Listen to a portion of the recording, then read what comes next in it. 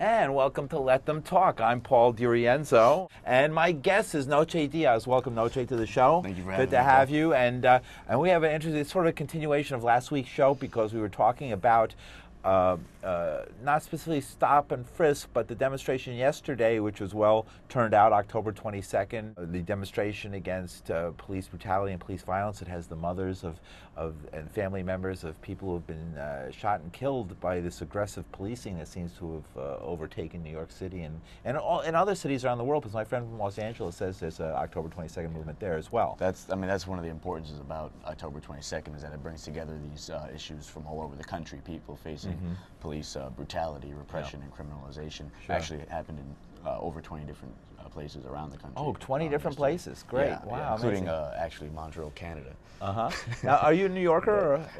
I am. I'm originally from the Bronx, but now I'm in That New makes York. you a New Yorker. Yeah. I think the Bronx is part of New York, although some might deny it, some might agree. It depends. It's debatable. Great. I used to teach in Hunts Point for a number of years in elementary school there. So I know the Bronx pretty well. And I know there's a problem there.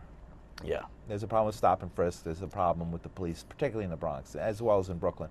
And in the Bronx, actually, is some of the highest rates of resulting in violence when there's a stop and frisk. Oh, really? Police utilizing force and everything. Right, because they're afraid up there. I could see it myself when I was there. The police go around either super aggressive or super afraid, and both are dangerous. I don't know what's more dangerous. Yeah, and then one of my cases actually currently of the 5 that I have is from the Bronx and from the neighborhood I grew up over in Westchester Avenue. One of the stories I like to tell is kind of one of my stories about how what things affected me in terms of the police interaction. Because growing up in high school, I used to get harassed by the police. Just sort of walking out of school, going to lunch. There was this coffee shop I used to like to go to, and they would always harass people, threaten people with arrest for loitering and disorderly conduct and things like that. And you'd take that risk just to go get coffee.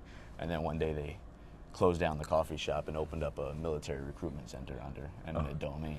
Oh, and really? It was like right there you could see, this thing of they're afraid of this section of people because they don't have any use for them except, a future of incarceration or to go die fighting for the same country that's put them in that situation. Interesting. So, we'll get more into the background of the politics. Let's talk about the specific event that happened, because folks can see behind us we have this poster: "Drop the charges against the Stop and Frisk freedom fighters." And if folks who are regular viewers of this show look, they can see some familiar faces in the list of people who are being charged. Carl Dix is there. I'm looking here right now. Randy Credico I think he's been here, or he will be sometime soon. He's an old friend of mine. And Cornel West. And I notice all these folks. Who are these people? Who are these stop and frisk freedom fighters? What happened to them, and what happened in court today? Okay. Well, first with who they are, right? Yeah. Jamel Mims in a recent article put it this way: a year ago, before October 21st last year. Those who weren't the victims of stop and frisk probably knew very little about it. And these people that you're looking at, were actually the people who were on the front lines, who started to put something on the line to break the sound barrier around that. Because there was a lot of people, those who were the victims, first of all, who hated it and would maybe speak out, but maybe you wouldn't believe them. If it were, they'd always say, "You must have been doing something." It's right. People are very quick. They're quick to judge. And then it comes from people like Bloomberg and Kelly, who actually promote that kind of thinking and try to get people wrapped up in it. And the news media as well. Right. And so these people that you see are actually the people who were part of breaking through all that and changing the terms. And now everybody's got to talk about it. And it's in every conversation. Every morning you see the paper almost, and there's something about stop and frisk. Every politician who wants to run for mayor has to say something about how they're going to address this problem. Even though what we need is not. What's the problem? What exactly is the problem? All right, we'll get into that. So folks, this started with a protest that occurred. In Brooklyn? No, in Harlem, actually. Harlem. The first one was, October 21st, 2011. Cornel West and Carl Dix said, we're going to be out there, and we're going to be, going to the steps of the precinct, and they invited people to join them to go right up into the face of where this, practice happens, which is the precincts. Sure. And, Harlem precinct, Midtown Harlem precinct. Yeah, 28th precinct. Yeah. 28th precinct. So, why are they on trial in Brooklyn? Queens. Right now I kept saying Brooklyn. Yeah, well, they're also going to be on trial in Brooklyn. And Brooklyn too, so I'm not too far off. Okay. Today was in Queens, though. Right, because they didn't stop in Harlem. they got arrested, and then wave after wave, in Brooklyn and then in Queens. Some of the same people, but then new people actually joined in to actually step in and take up this fight. And this is why the actual trial for the majority of people who were arrested at the Harlem action has already happened, and actually they were all convicted of a disorderly conduct, including Cornel West, convicted.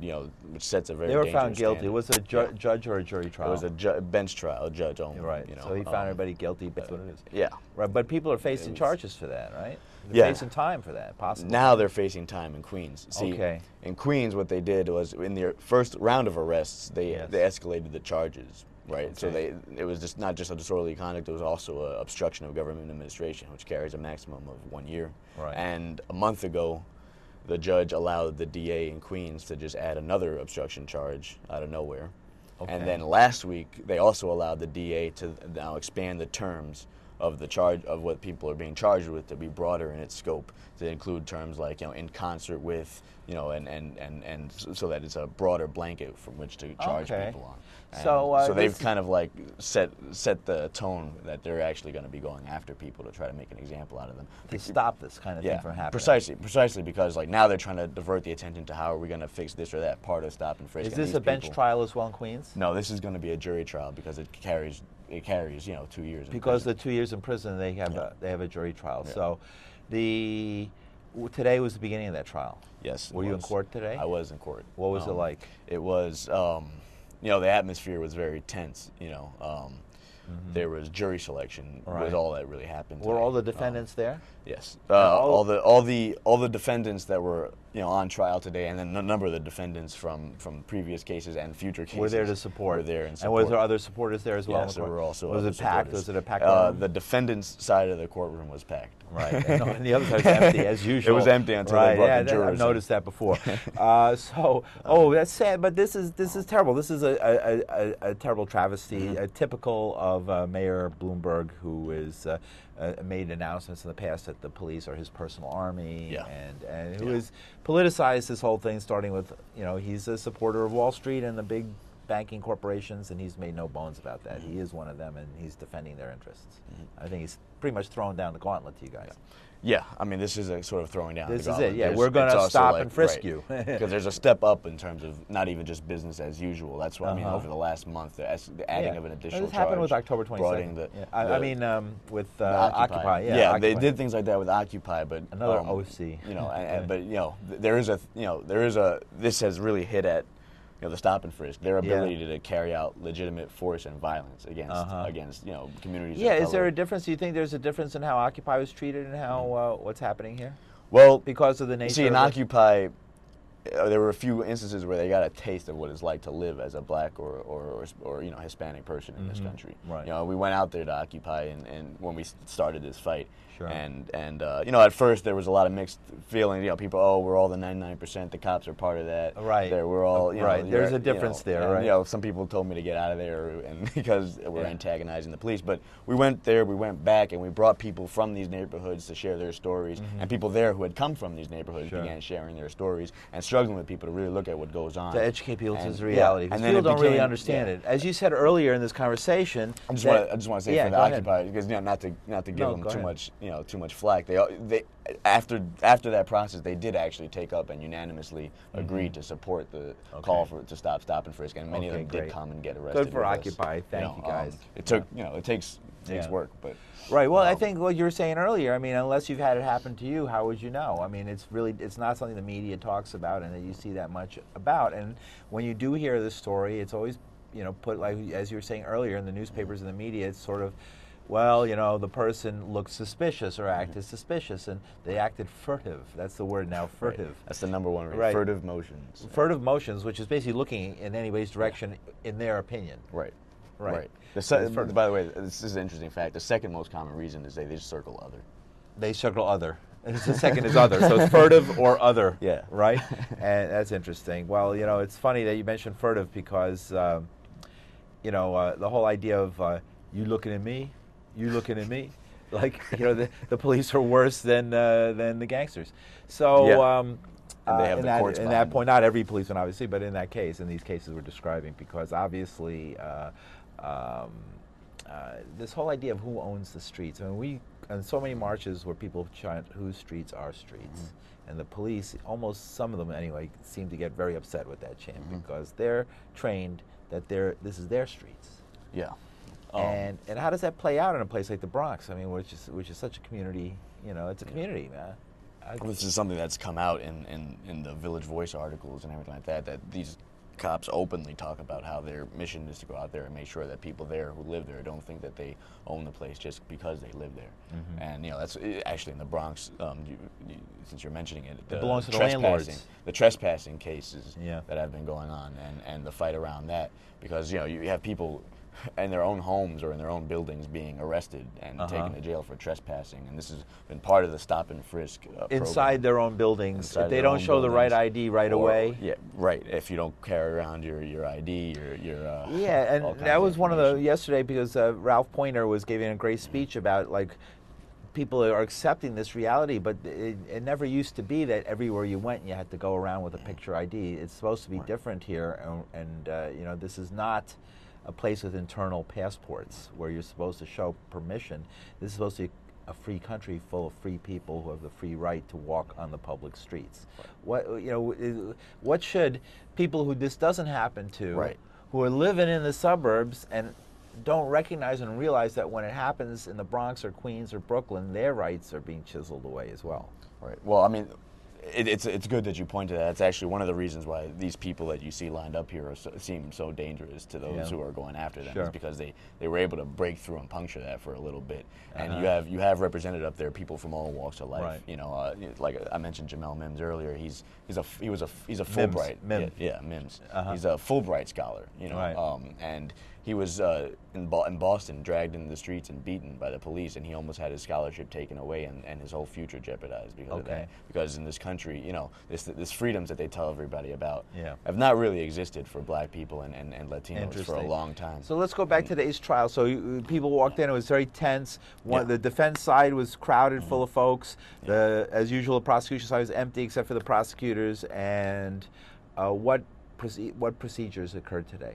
So what mainly happened was jury selection. They went through, you know, picking out who's going to be able to sit on the jury and asking all these questions about people. And you know, you could see they're on the defensive, and they're trying to set the terms even on in terms of jury selection, the judge and how he asked the questions, because you know, trying to prime people that you can't really be thinking about stop and frisk or know anything about it, or have a, you know, trying to set the terms that it's, you know, not right to have an opinion on stop and frisk, you know, because that's how they want the trial to go. They want, you know, he said I think in every person he talked to, he said numerous times, stop and frisk is not on trial, stop and frisk is not on trial, you can't be here judging stop and frisk, you know. And this is and it comes out in the responses from people that, you know, everybody knows about stop and frisk. It's been made a thing that you can't. Did they really try ignore. and keep people off the jury on the basis of knowing what it is? Well, that's still being fought out. Actually, you know, that process is still going on, and you know, the actual testimony. I imagine the prosecutors would rather have people on.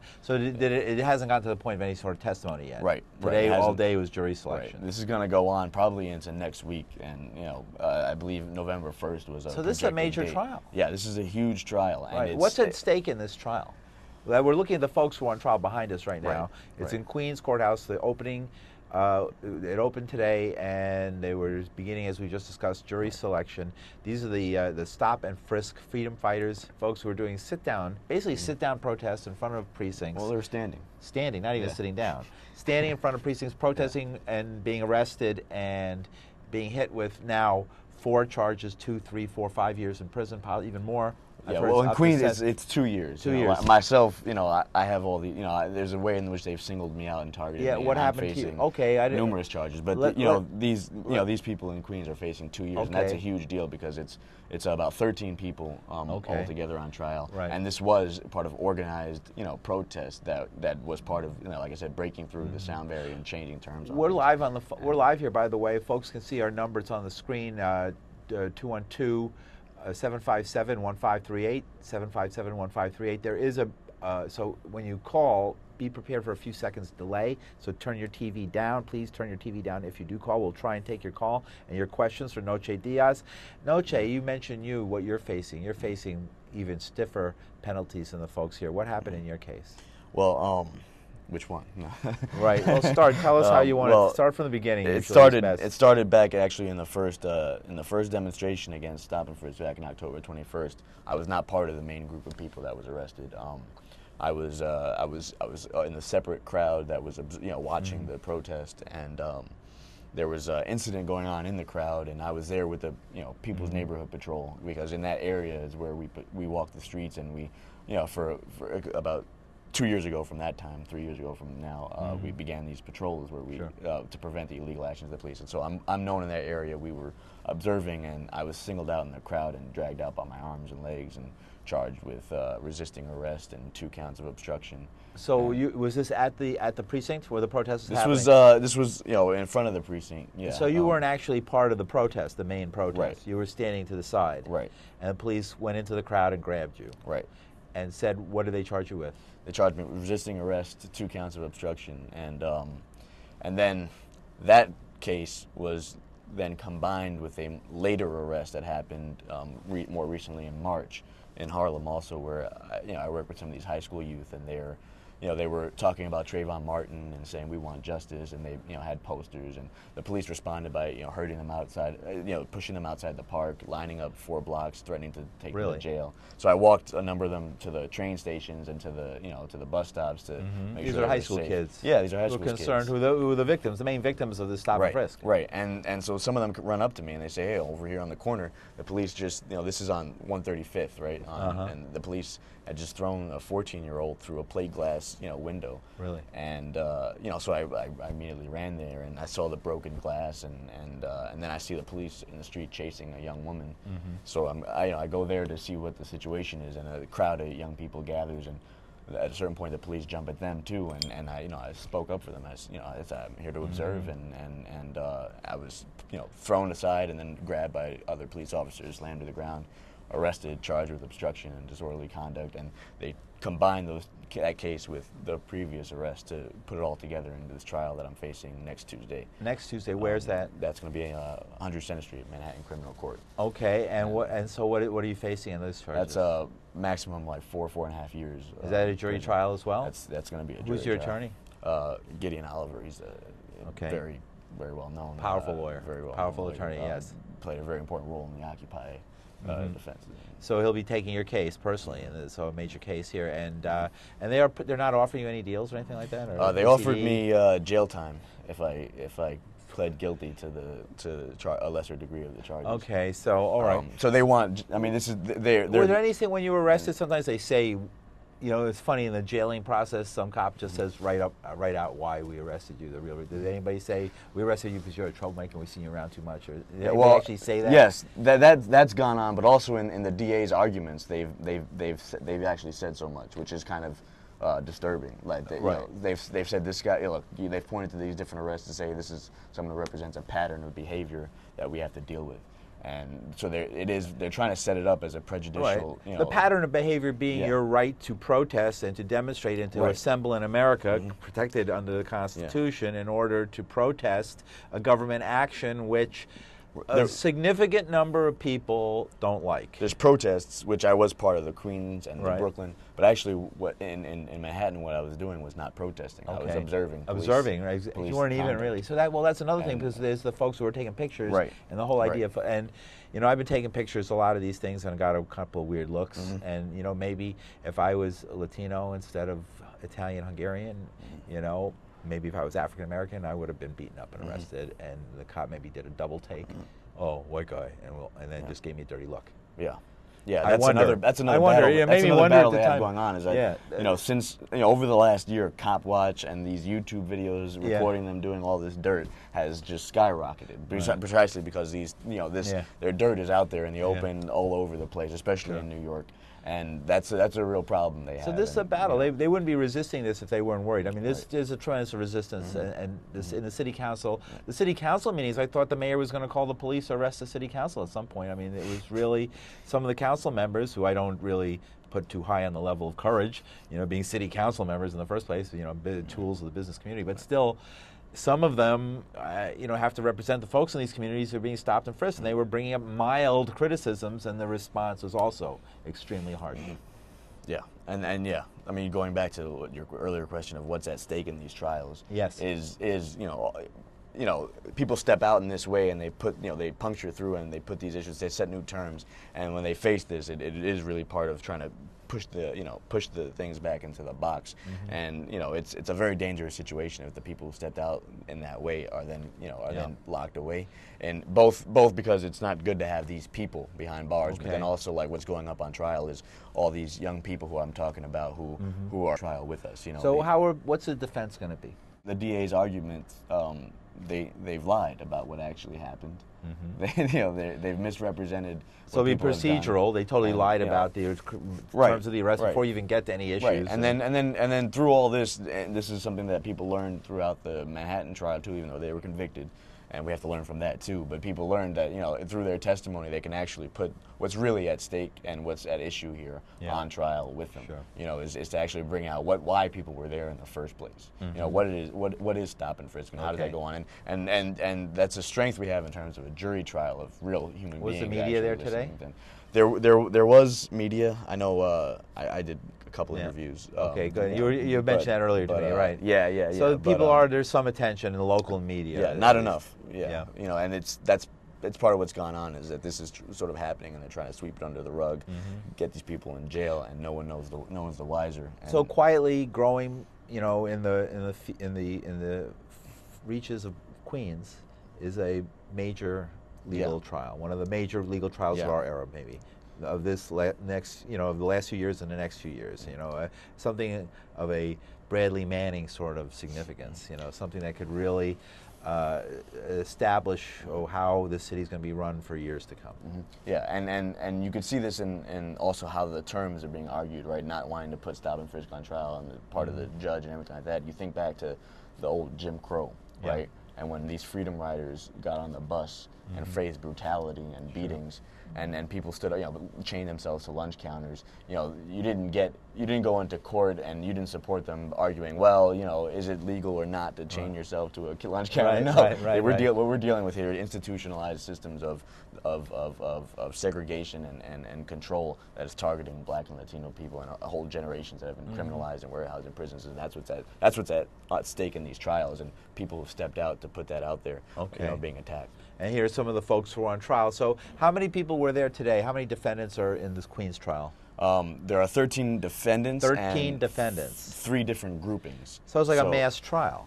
And 13 defendants in 3 different groupings. So about 4 at a time. 4 at a time in each trial. And this was another move by the DA and the judge, was to separate all the defendants, and to sort of minimize what they had to deal with. Right, so it wouldn't be 13 people on trial, which Chicago 8 type of thing, right? Right, which is what Manhattan.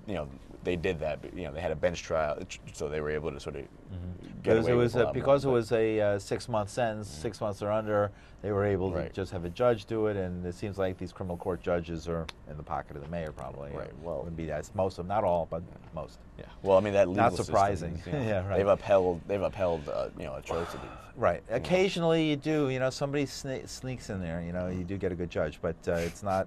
You can't depend on it. That's for sure. It's like one of those things that come by luck. And these judges seem to change their mind according to what's going on in the street. Okay, there you go. See, all right. There you go. Well, what do you think about this? We were talking about this. We only have a couple more minutes, but I'm sorry. Sure. The whole idea of the police are the 99%. That's what part of the 99%. That was the Occupy call. Many people in Occupy would say police are part of the 99%. Are police just another unionized, blue-collar, working dudes, some of them more aggressive than others, most just trying to get their paycheck and move on and not do anything mean or nasty or kill anybody? No. All right, go ahead, go for it. And I'll speak here. Okay. I'll this is your shot. This is I'm coming from the standpoint of a revolutionary. This is not necessarily the views of the Stop Mass Incarceration Network as a whole, and or maybe it may in fact correspond to that, but not everyone in it. And so we understand that being said, these the police, again, that's one of the highlights of the October 22nd. It points to how widespread of a phenomenon and epidemic this is, and the Stolen Lives Project, which has documented, life after life after life, and the thousands that has been stolen by the police all over this country. And it's one thing, you go to a job and you have to do what you got to do to get by, but it's another thing when you become part of violently enforcing the conditions that lock people in, having to having nothing, having to go after each other, and then you listen to something like this tape that's been going around of this kid who was stopped and frisked. The Mutt tape. Exactly. We discussed this last week and the week I'm before. sorry, those are not part. Those are not part of. Those are not my people out there who are calling and treating people that way. Yeah. And in fact, again, as a revolutionary and on these patrols, one of the things we do is, not just in terms of standing up to the police, but we model a different way things could be, projecting a different kind of authority. In our points of discipline, we say we don't refer to anyone in these derogatory terms. We treat women and men as equals. People of all nationalities are respected, and you compare and contrast that with how the police are, not just as individuals, but as an organized force, are trained and disciplined and sent out. You compare and contrast that. It's like that tells you a lot of what you need to know about whether or not these police are not. They and you've been pointing this too. They are in service of the 1%, to put it in those terms. So they might be financially part of the 99%, but they're part of the 1% in the mentality. Yeah.